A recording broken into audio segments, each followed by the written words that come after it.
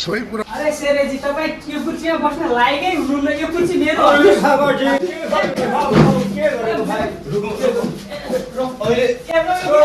कुर्सीमा को बस्ने वार्ता गरौँ सल्लाह गरौँ भने यो कुर्सीमा बस्नु सल्लाह गरौँ।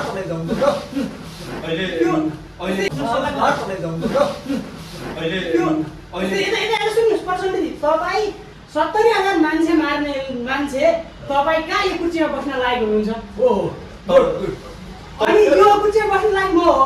मेरो अहिले रुकुमबाट 5,000 बहुमत आउने एकदमै आउने ठुलो चाहिँ मेरो आशा छ र रुकुमका अधिकांश मेरा फ्यानहरू धेरै नै छन् र अहिले पनि फेरि पनि म प्रधानमन्त्री बन्न सक्छु।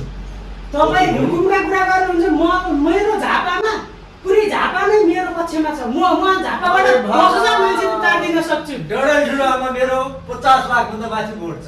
तिम्रो 5,000 को कुरा गर्छौ। तपाईँ त जिब्रो तपाईँको जिब्रो काटिया छ। तपाईँ कसरी प्रधानमन्त्री बन्न सक्नुहुन्छ? बोल्न त जान्नुहुन्न के? तपाईँको जिब्रो काटिया छ। तपाईँ कसरी प्रधानमन्त्री बन्न सक्नुहुन्छ? बोल्न त जान्नुहुन्न के?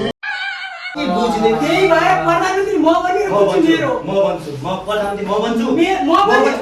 तपाईँले अस्ति जेएनजी आन्दोलनमा 72 जना मार्नुभयो। तपाईँ कसरी प्रधानमन्त्री बन्न सक्नुहुन्छ? 72 जना। तपाईँले द्वन्द्वकालमा 17,000 जना मान्छे मारे, हत्यारा पनि गरी यो कुर्सी बस्न लायक हुन्छ? त्यो पुरानो कुरा हो। पुरानो कुरा निकाल्नुहोस् न।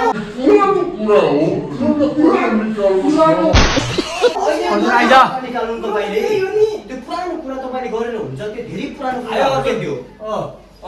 डडेलधुरामा 50 लाख भन्दा माथिको भोट छ। होइन यो कुर्सी